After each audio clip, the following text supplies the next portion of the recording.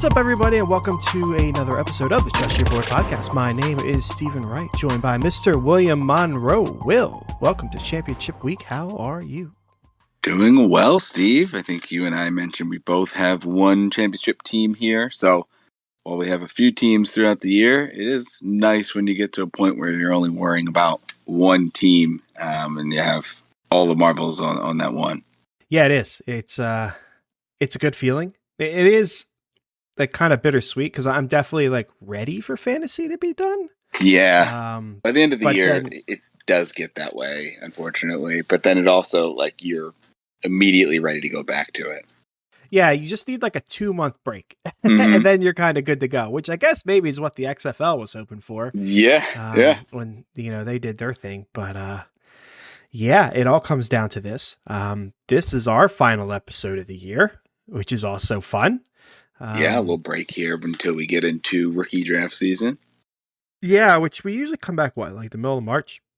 Yeah, I think we try to do like a preview of the actual NFL draft, and then once the draft happens, we'll, jump in and do some rookie mocks and just kind of talk through some of the rookies.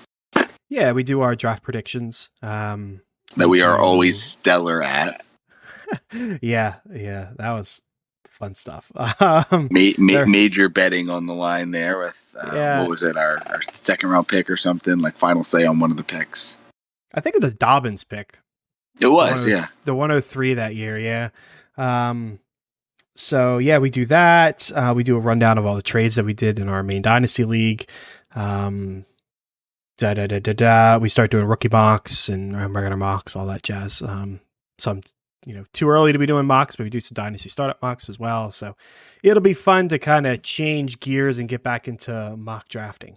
And that's really what this podcast was born out of. But here during the season, we have needed to make ourselves useful. So we decided to do a little bit of waivers and start sits.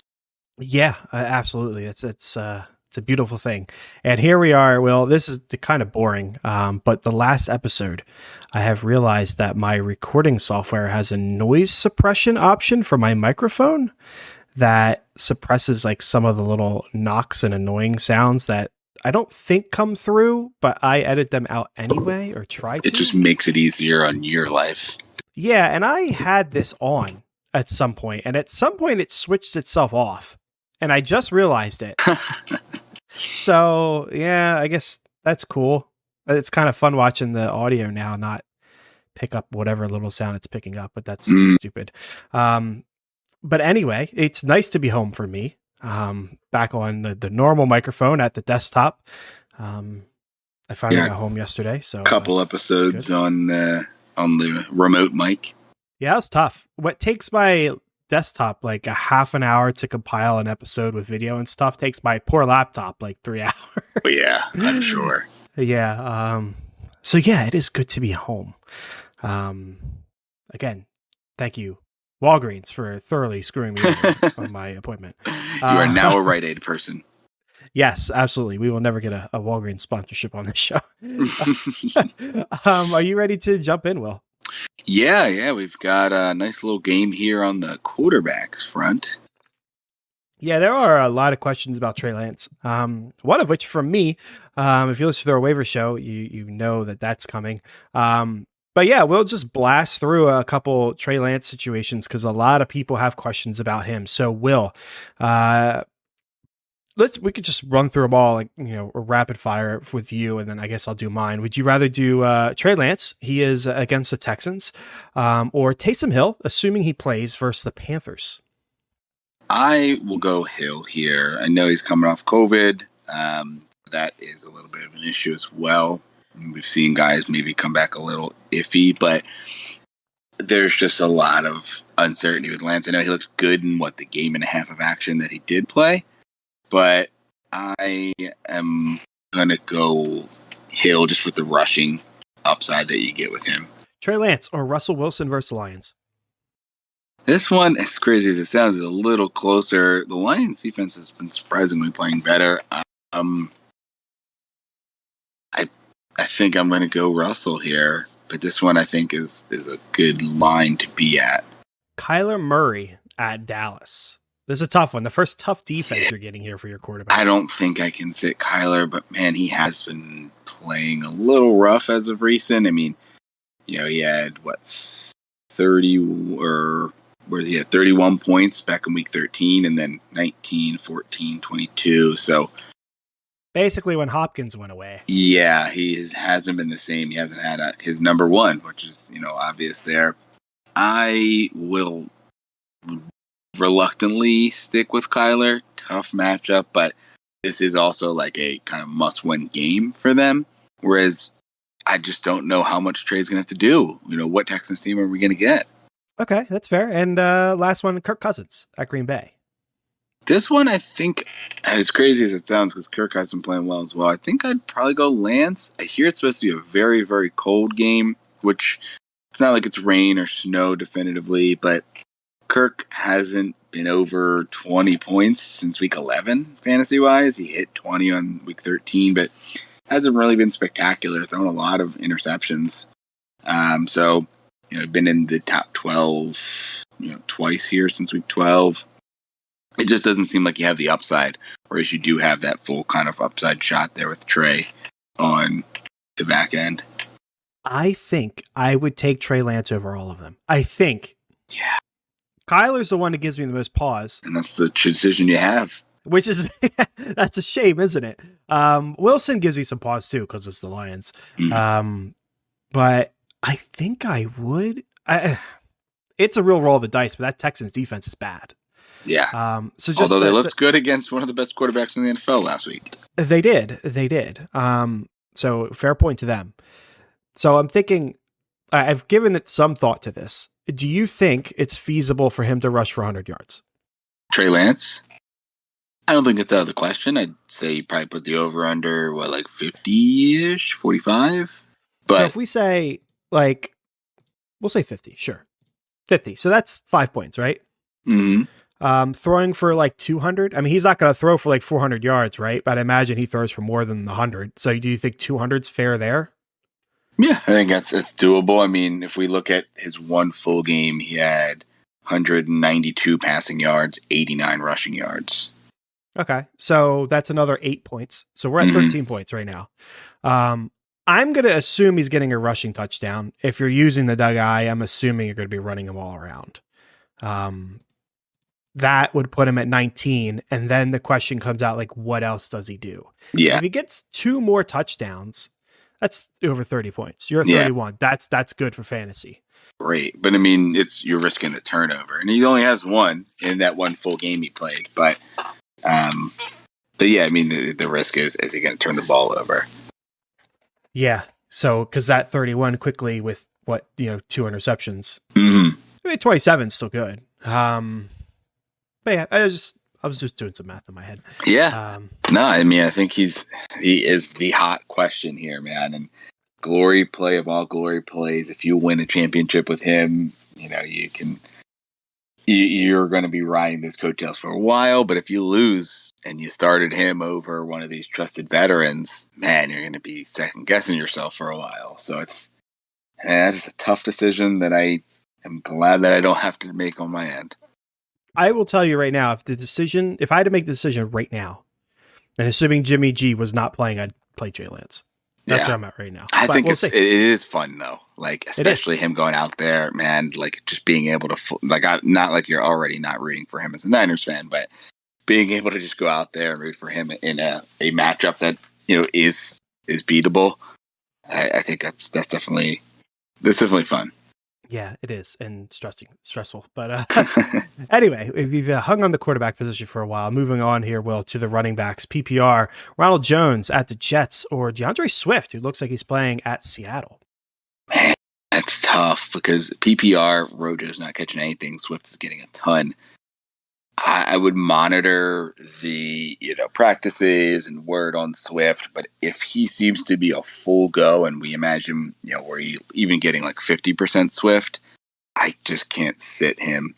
Rojo, great matchup against the Jets, but I could see them working in Keyshawn Vaughn as well, especially with Vaughn probably getting a lot of the passing work. I can't sit Swift if he's there. What about you? I struggle because I can sit Swift because I don't trust his usage. I don't trust he's going to play, period. It's a lot of optimism. Yeah. I find it hard to believe, but I don't trust the situation. And then I look at Rodgers' matchup and say, wow, that's a smash matchup against the Jets. But at the same time, Rojo fumbles one time or misses some blocking assignment and he's yanked out of the game and you'll see him anymore. So it's not like he doesn't have risk as well that we haven't seen 100 times over. So yeah, Brady's not putting up with that.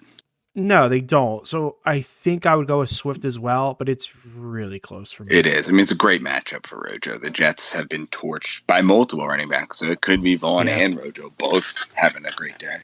Yeah, definitely. Next up, standard scoring, Melvin Gordon at the Chargers or Daryl Williams at Cincinnati. This one I think is pretty easy. Both of them splitting carries with different running backs there, but I'm going to go with Melvin Gordon. That Chargers run defense. Yeah, it's the matchup. Yeah, it's non-existent. So he seems like the easy play for me. I'm assuming, given your commentary, you're with me. Yeah, a lot of people call it the funnel defense. From what I've been told, is they want you to run, and their secondary is so good that they're going to be able to blanket your receivers, so they're going to invite you to run the ball. Expecting you may move the ball a little bit, but you're not going to score a ton of touchdowns. So I think, and as the Melvin Gordon manager as well, you got to kind of close your eyes to last week because, man, that was rough. Cost me 2 games, partially because he only had half a point in fantasy semifinals. Daryl Williams is interesting, though. I think that both guys are going to run the ball since his defense is okay. But I think you're going to get Daryl as maybe kind of the 1A to Gore, but they clearly are using Gore a good bit. And then Melvin's maybe the 1B to Javonte, but they seem to be like neck and neck. I got to go with Melvin there in that Chargers game. Yeah, and keep a lookout for CEH. He isn't officially ruled out. The expectations he's going to miss. Yeah. But it's not official, so keep an eye out there. I like both of these guys, though. Yeah, they're both solid plays for sure. Wide receiver position here, Will. PPR. 2 Chargers here. Palmer versus the Broncos, or I don't even know how to pronounce his name. We've had him a couple times. I'm assuming Guyton, I believe. Guyton? Yeah, Guyton. He's definitely been on the show a few times versus the Broncos. Which one do you want? Yeah, I mean, I've liked what I've seen out of Palmer, especially this week when he got the work. But trends point to Guyton being the guy when all 4 of them are active, and it does look like Mike Williams is going to be out, so both of them will be there. It's tough because Jalen Guyton, outside of this most recent game, in full point scoring, 9 in week 15, 18 in week 14, 19 in week 13. He's more the big play guy though. 2 targets, 3 targets, 4 targets. So you're banking on a big play out of him. Before that, he hasn't had more than 4 outside of maybe 2 games. So I'm going to go Palmer just because of the volume, and I think he's just the overall better play. But Guyton seems to be the guy that they've utilized the whole year, so maybe he's a little bit more involved and just kind of NFL ready. Both guys look good. I'd probably lean Palmer. I am with you for the exact same reason. You look at their stat lines, they have similar upside. They're both capable of scoring 15 points. One does it on 6 or 7 targets. The other one does it on like 4. So I will take the guy with the targets, which happens to be Palmer as well. All right. And our next wide receiver, Amari Cooper versus the Cardinals, who ended me in 2 different leagues. As much as Melvin ended me, it was also Amari Cooper on the other side. Or KJ Osborne without Adam Thielen, officially ruled out for the rest of the year at Green Bay. Yeah, this is pretty tough. The Amari Cooper Cardinals game, these games could both be high scoring. Both are pretty good offenses, but the Cardinals offense has come down a bit as we were talking earlier. Osborne looks like a great play with Thielen out. But divisional matchup could be low scoring. Like you said, there's some weather concerns with that game. So that is kind of worrisome to a degree. I think I still would go with Osborne, given the Thielen news, and just, there's so many other options in Dallas, but that, Cooper's had good weeks with all those options, so it doesn't really matter. I think I'd go with Osborne. It's pretty close, and I don't like saying it. And here Yeah. maybe it's because it's Amari Cooper and just, a newer guy in Osborne. But I think that's what I'm going to do. How about you? Yeah, it feels weird as well. I'm going to go the other side. I mean, maybe it's recency bias. 7 catches on 11 targets, 85 yards, scores. But Amari, I mean, as great as CeeDee Lamb is, still seems like they're kind of operating with Amari as kind of the quote-unquote one. Yeah, obviously, we know that CeeDee Lamb is going to take that over eventually, but they seem to yield to the veteran as kind of him. They want to start through him, then they get CD going, get everyone else going. So as much as I think as KJ Osborne has stepped up and he's absolutely in flex territory now, I think Omari is pretty cleanly in that wide receiver 2 territory. So both are good plays. I'll go Omari. Okay, now we're going into the flex category here, Will, with 3 big ones. We got our first one, PPR. Alan Lazard versus the Vikings. Boston Scott at Washington. DJ Moore at New Orleans. Elijah Mitchell versus Texans, assuming he is actually playing. And then Gore at Cincinnati. We're only picking one. Picking one here, then I will rule out Moore probably first here just because he's got that matchup against Marcus Lattimore.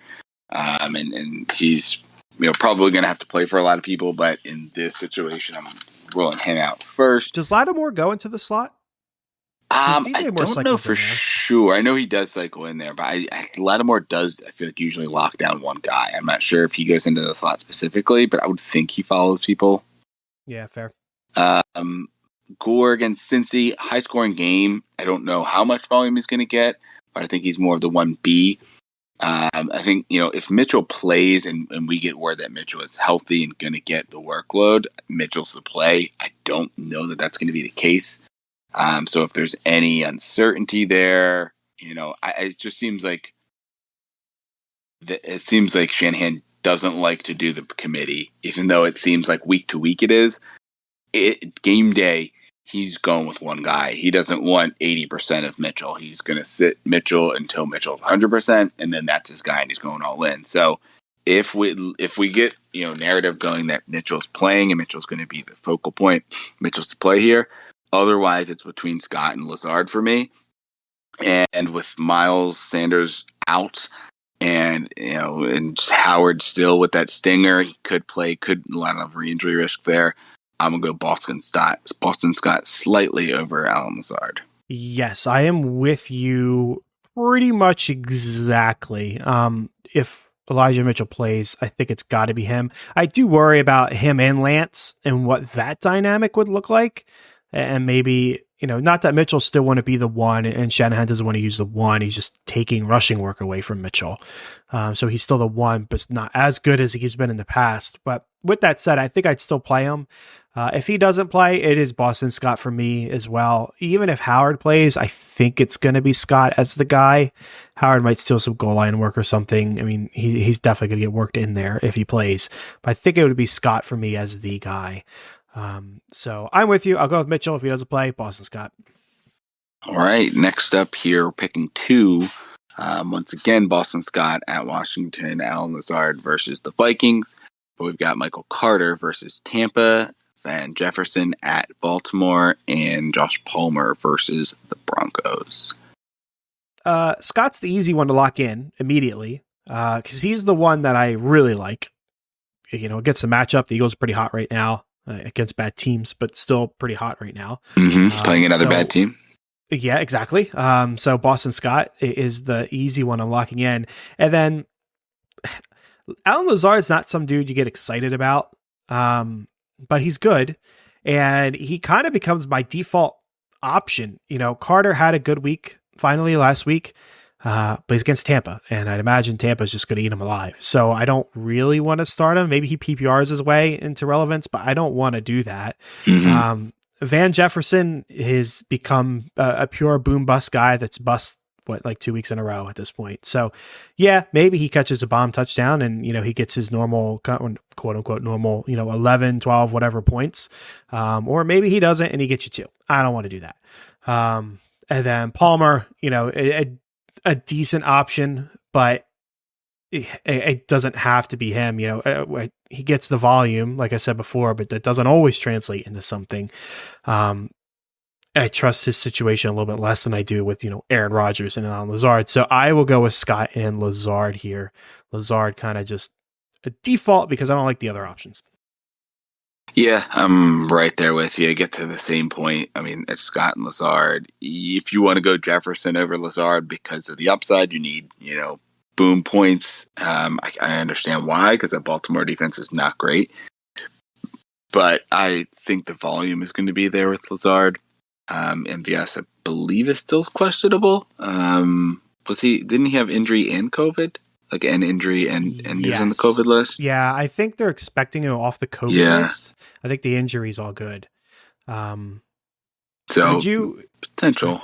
Would you take MVS over any of these people?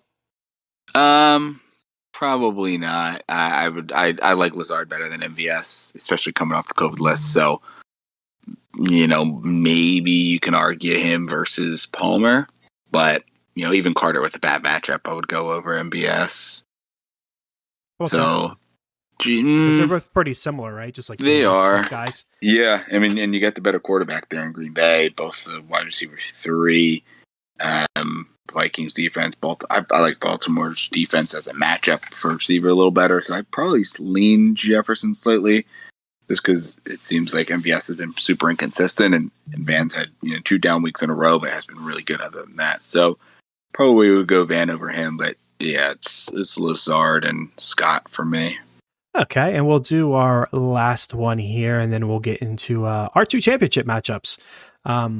We might have to remove an option because I feel like we're going to pick the same guy and pretty easily. But we're going to Jordan Howard at Washington, Javonte Williams at the Chargers, Gallup versus the Cardinals, Boyd versus the Chiefs, and Burkhead at San Francisco. All good options, but I think one stands out. Yeah, standing out for you? That's a layup for Javonte. And for all the reasons we talked about Melvin, I think I'm even more excited for Williams.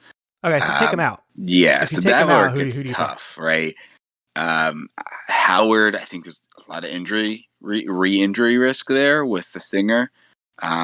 He should be the lead guy. Him and Scott kind of splitting, but the reason I like Scott is because I'm not sure how long Howard can stay healthy with that re-injury, or maybe do they try to limit his work a bit? So Boyd and Gallup stick out to me. You're going to get the work out of Burkhead, but it's a tough matchup, and he looked obviously very good, but for all the reasons that we love both of the Denver running backs, he looks very good against the Chargers, who have been asking you to run the ball. So it's probably Gallup or Boyd for me, just because Howard doesn't catch the ball. Your ideal situation is 17 for 80 and a touchdown, no catches. So that's what you're hoping for. He has to get in the end zone, because if he doesn't get in the end zone, you're getting 80 to 90 yards, and you're single digits because you didn't get any catches. So I think Boyd is the one that's the most interesting for me. Gallup and Boyd are in similar situations. Wide receiver 3s on good offenses that are going up against other good offenses. Now, the Chiefs' defense, I think, is a lot better than the Cardinals' D. Cardinals' D isn't bad, but Chiefs' defense has been playing lights out. But Burrow coming off of that game, maybe you're riding the hype too much, but he's looked really good in that game. So I lean Boyd because Boyd has been more involved than Gallup has in recent weeks. I probably would go Boyd out of the 4, not counting Javonte. Yep, I'm with you. I don't want to play Burkhead. Don't trust him. I also don't trust Howard for all the reasons you brought up. So yeah, it comes down to Gallup and Boyd for me. I think they got similar floors. But Boyd's got, they both got good upside, but Boyd has been hitting his recently and Gallup hasn't. If you want 5 targets for, 6 fantasy points, Gallup's your guy. But Boyd can get you the same and then some upside and, maybe a high scoring game. You said the defense is good, but Chiefs are going to put up some points, you would think, and, could be an interesting game. Same thing could exist for the Cardinals too, but the Cardinals' offense has been trailing off a little bit. So I'm going with Boyd because he has a similar floor and better upside, I think. So Will, that wraps up Start Sits. You ready to move over to our matchups here? Yeah, championship matchups time here. You have championship in our work league of record that we may call, as we refer to a lot. And I've got a championship in the other Dynasty League, not the one that we co-run. Any opinion? Which one will you go with first? No, yeah, dealer's choice. We'll go with yours. All Just because right. I don't like looking at the screenshots. Okay, so you are this Josh Allen team, correct? Yes, and this is one that, as crazy as it is, the projections are to sit Josh Allen because I am lucky enough to have Pat Mahomes and Josh Allen. It is a one quarterback league, but as I think I've told you before, there's very crazy quarterback valuations. So it's really hard to get a quarterback. I actually traded Josh Allen a couple years ago and traded for him back when Mahomes was hurt. So there was a weird situation where I'm just kind of, I have both and don't mind hanging on to both, especially this year with the way Mahomes started. Yeah, fair. And speaking of projections, you are projected to win. Yeah, I am 152. I was a 2 seed, and this is the 6 seed who kind of snuck in here and has actually went up against some pretty interesting matchups. He the league was pretty close overall, but there was like a top 3 or 4, and right at the end of the year, kind of the top 3 teams all lost, and that 4th team ended up getting the number 1 seed. So he lucked out where, myself on the 2 line had to play one of the other really good teams, and then the 6th seed here that ended up winning got to go play the number 1 seed. So it's interesting. But I was looking at it here. I've got the most points scored in the league as well as the most points against. Wow. It put me at 9 it works and 5. out that way a lot for some it's reason. crazy, right? Yeah. So like my plus minus is only like 100 points. It's 2250 to 2143. All right, fair enough. How about you go ahead, run down your starting roster. I guess you could bring up any, bench options you might be considering. And then I'll run down your opponent here. Yeah, so right now, and then this is subject to change with Brandon Cooks just coming off of the COVID list. We've got Josh Allen at quarterback, 3 wide receivers, Darnell Mooney, Amon-Ra St. Brown, and Tyreek Hill. You got Daryl Montgomery. Daryl Montgomery. Yeah, David Montgomery, Chase Edmonds, and at the 2 running back positions, Mark Andrews at tight end, and then Rob Gronkowski and Nick Chubb in the flex positions currently. Unfortunately, had a slew of injuries there. Chris Godwin went down for the year for me, and Elijah Moore has been out for a while. But other than that, the only potential flip in there would be Brandon Cooks. I think he just came off the COVID list now. So it would be Brandon Cooks, KJ Osborne, but really not too much else. It's pretty much set. Osborne and Cooks are probably the only 2 guys that would flip in. Okay, outside of opponent, Mahomes and Mahomes and Allen. About, yeah, fair enough. Your opponent here, Aaron Rodgers at quarterback. Those 3 wide receivers positions being Jamar Chase, T. Higgins, Bateman. The running backs being Gibson and Javonte Williams. At tight end, he's got Kyle Pitts. In that flex position, he's got Devonta Smith. And then I don't like the bench. He does have Dalton Schultz, who I would probably put in over Kyle Pitts. And then probably no one else that he would play. Maybe Devonta Foreman, but probably not. So that would be your opponent. So, Will, we can do a kind of 1-for-1 here. Josh Allen or Aaron Rodgers. Who would you rather have this week? That one's close. I probably would lean Allen myself, but Rodgers looks to be, in great position as well. Yeah, I agree. Josh Allen for me, which sucks because I'm facing him. So Josh Allen, wide receiver cores, interesting groups here. Your Mooney, Amon-Ra St. Brown, and Tyreek, or his Jamar Chase, T. Higgins, and Rashad Bateman. Yeah, I think it's kind of close for the top 2 each, and then Bateman versus Hill was really the decider there. If he had a more substantial wide receiver 3 to fill in there, you can make the argument, but I think you got to go the receiving core on the left there.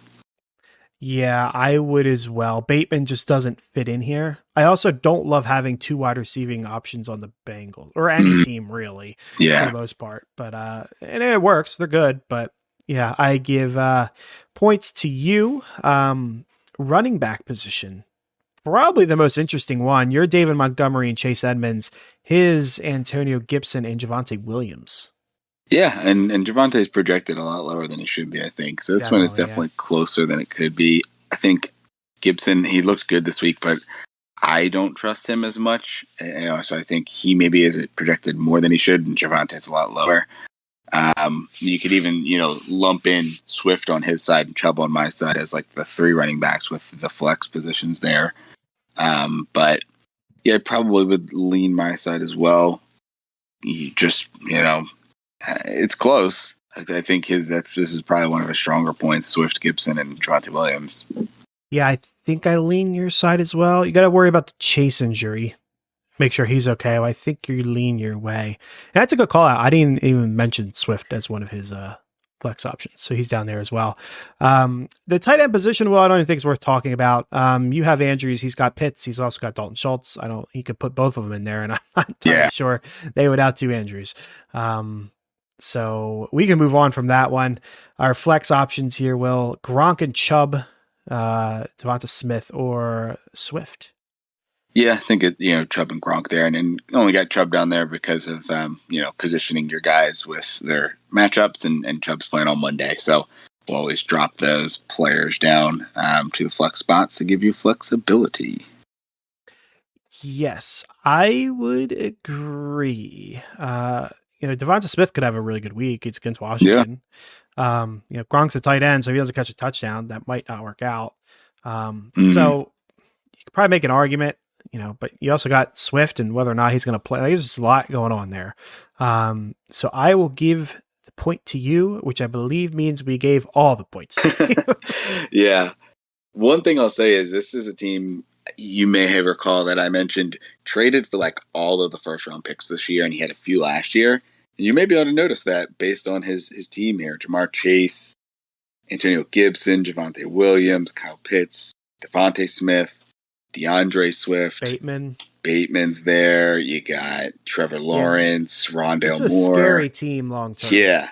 Like, I think he didn't anticipate. Like, I had his first round pick this year and ended up trading it toward the end of the season for Tyreek Hill in a larger trade. But, early in the year, I thought I had a shot at like a top 5 pick. And he kind of snuck into the playoffs at 6 and has made a run here. So now, trading an 11th or 12th pick as kind of the centerpiece with a couple of receivers for Hill really looks good. Yeah. Even if he loses, the future's bright for his team, you would imagine. So, absolutely. Yeah, good on him. Any final comments on that before we move to my matchup?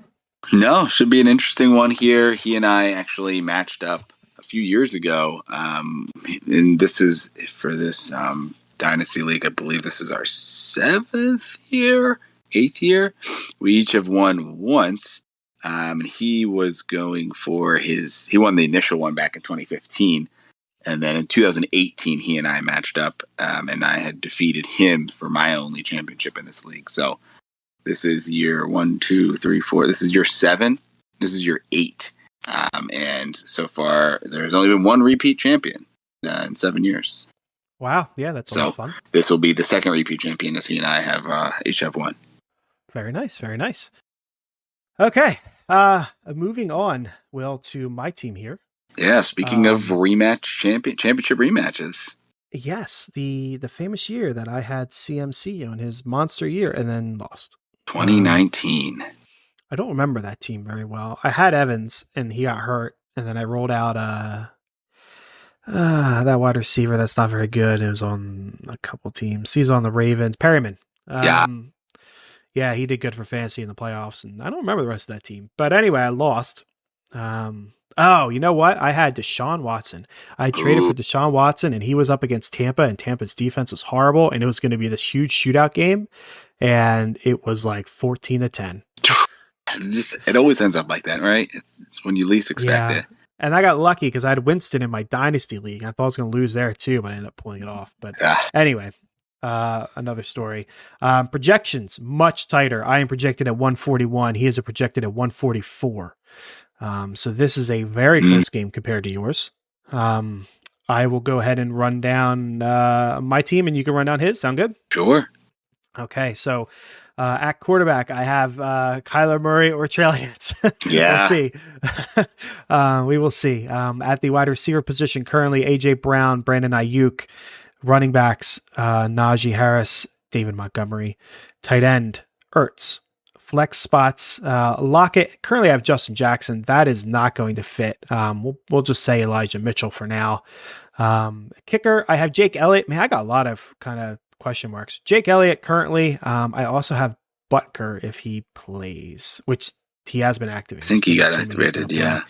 Yeah, which I mean, Jake Elliott's got a really good matchup. Maybe I'll just Yeah. stick with him. They said he's, and I'm so surprised to see that he don't, going into last week, he only missed one kick. I think he missed the second one last week, but he's been surprisingly a very, very good, consistent kicker. Yeah. So that's another decision I have to make. And then I got the New England defense. So for our good friend Seamus, his team's quarterback Josh Allen, aforementioned, wide receiver Van Jefferson and Devontae Adams, running back Ronald Jones and Devin Singletary, tight end Travis Kelce, flex Dalton Schultz and DeAndre Swift, kicker we've got Greg Zerloin, and the Kansas City Chiefs defense, possibly James Conner. That could be flipped in. And the Pittsburgh's defense, possibly. I'd probably stick with Kansas City, but James Conner maybe is your alternate for Swift. Yeah, maybe. That would make sense. Okay, so I guess some of these are going to be very difficult. Will Josh Allen or Kyler Murray? So I will go Josh right now. Great matchup against Atlanta. We know he's playing, everything matched up there. Kyler, tough matchup against Dallas, I think. And you have that chance for Trey Lance to come out and try to match what Josh Allen could do against Atlanta, but I'll lean Allen. I think it's a really good matchup. I'm assuming you're sticking with Allen against Lance too, yeah? Yeah. Yeah, I mean, you could argue lower floor, higher ceiling with Lance, but I'd still, with the with the disparity there, I would still go Allen. I would agree. The Josh Allen matchup is scary. I don't like that. AJ Brown, wide receivers. AJ Brown and Brandon Ayuk, or Van Jefferson and Devontae Adams. Tough because and Lance also plays a factor here. I gotta go Brown and Ayuk the way that they're playing. I mean, Adams is obviously a monster, but Van Jefferson's a bit of a step down compared to the other guys. So it's close. It's very close. I think Adams himself is, you could argue, is very close to those two. But I'll lean on that, on your side. Yeah, I agree. I'll take my side. Jefferson is the problem here. But he's a good problem to have because if he catches that one bomb, then he's right there with everyone else, if not better than Ayuk. So it could easily swing that way. But yeah, I'm with you. I will go with my side as well. Moving with the running backs, Najee, David Montgomery, or Singletary and Ronald Jones. I think this looks so much easier before. Yeah, I mean, it's weird. It's weird that the projections are so close. I mean, the matchups are good on his side, but I'm going to stay with Najee and Montgomery. But yeah, Najee hasn't played great the last few weeks, so you'll be coming down on Monday night. Yeah, I'm going to take my side as well, but it's kind of scary because, Ronald Jones and Singletary both have very easy matchups. So we're hoping for that Ronald Jones early fumble and then just bench the man. A big Moss game would be nice. Tight end, similar to yours, I don't think is worth discussing. Probably he's got Kelce. I have Ertz. I also have Noah Fant. I don't think it really matters. We're going with Kelce, right? Yeah, and I think Kelce just got cleared as well, so not even a question mark there. Yep. The flex position, I will make a slight change to because I'm not starting Justin Jackson. We'll say Tyler Lockett and Elijah Mitchell will against Dalton Schultz and Swift. Yeah, one's close. I know you're a little concerned about Swift. I think if he plays, they're only playing him because he's 100% and they're going to use him. Still, that being said, I like Lockett against Detroit. They're missing their top three corners, and you could argue Swift and Elijah is kind of similar. Where are they going to play? Are they going to hell 100%? So I think they kind of cancel out and I'll take Lockett over Schultz.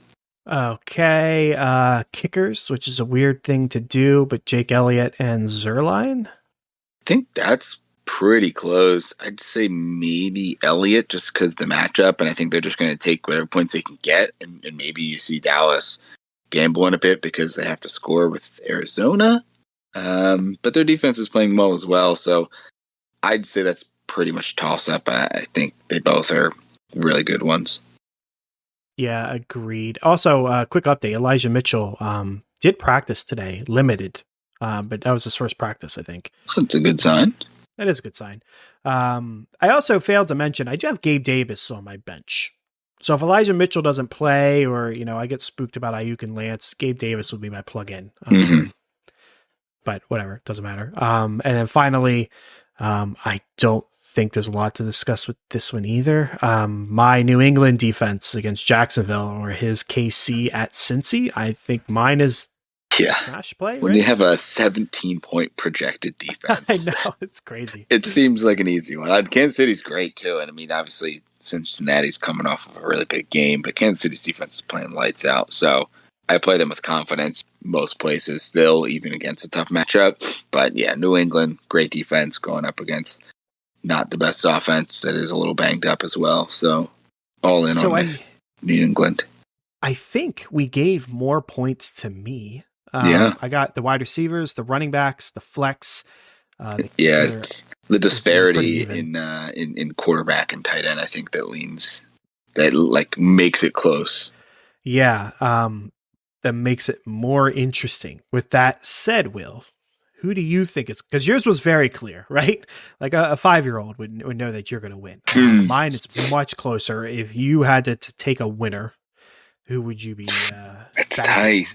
Because I think really, he's banking on half of his points coming from Allen, Adams, and Kelsey.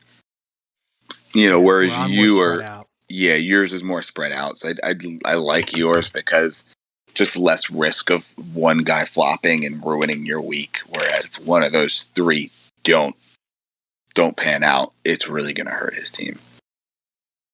Yeah, that's a fair way of looking at it. I am scared. And that's usually a good sign. I was worried last time too, and I lost. So I don't know. I tend to be right with these things. We'll see how it plays out. But I mean, there's so much on my side with, Elijah Mitchell, does he play, Trey Lance? I have Gabe Davis, who's a touchdown machine and would just mute Josh Allen's touchdowns, potentially. So there's a lot of factors on my end. If Ertz is questionable, if he doesn't play, can I roll Noah Fant? Do I just find another tight end? There's a lot of question marks on my side. That's not fun. But we'll see. I'm leaning him, which is a scary thing to say. But we'll see. It'll be close. Yeah. Good luck here to you and to everyone else listening here, and likely championship week, possibly semifinals. If that is the case, make sure you make your updates for next year. Yeah, and again, this is the last episode of the year. So if you have a championship next week, try to get it changed. And if you can't get that changed in the future, shoot us, a DM, add us on Twitter or whatever. We'll answer your questions and try to help you out and get you that championship, even if it's in a bad week. Will, do you have any closing remarks before we shut down for the year?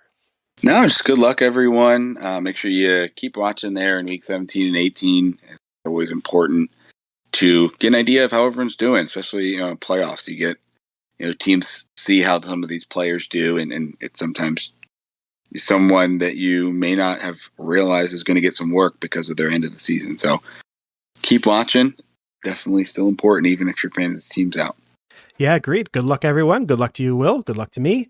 Again, tune in, mid-Marchish. Follow us on Twitter. You'll find out the exact date as to when we start with, the mock season and all the off-season stuff. But until then, folks, trust your board.